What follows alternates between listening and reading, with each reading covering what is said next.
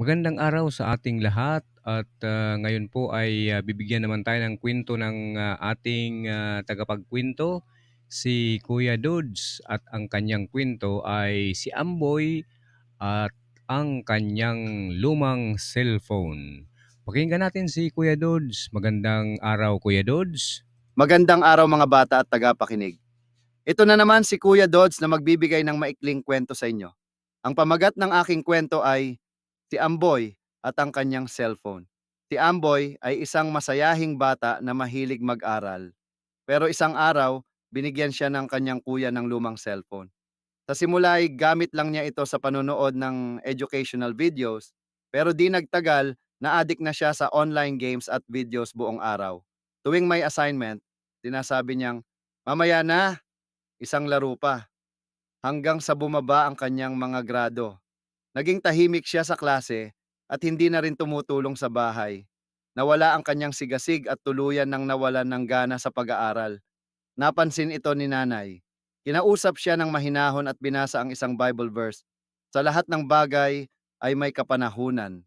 Panahon ng pagtahimik at panahon ng pagsasalita. Ecclesiastes 3:1-7. Na-realize ni Amboy na hindi masama ang cellphone, pero kailangang gamitin ito sa tamang oras at tamang paraan. Simula noon, naglaan na siya ng schedule, oras para mag-aral, oras para sa magpahinga, oras na tumulong sa bahay, at oras na maglaro. Bumalik ang saya sa kanyang pag-aaral.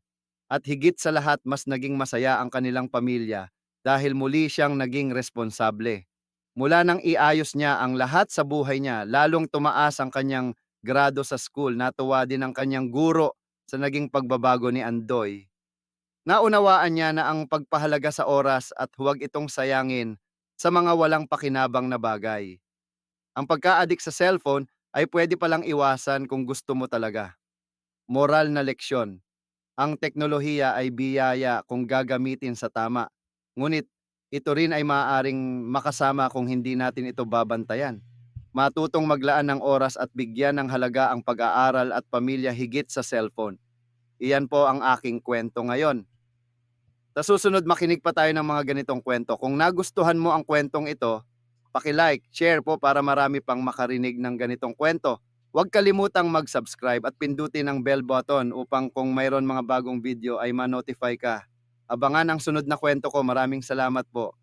Okay, maraming salamat Kuya Dudes sa napakagandang kwento. Sana ay susunod marami pang kwentong maririnig tayo mula kay Kuya Dudes. Yan po, salamat sa inyong pakikinig.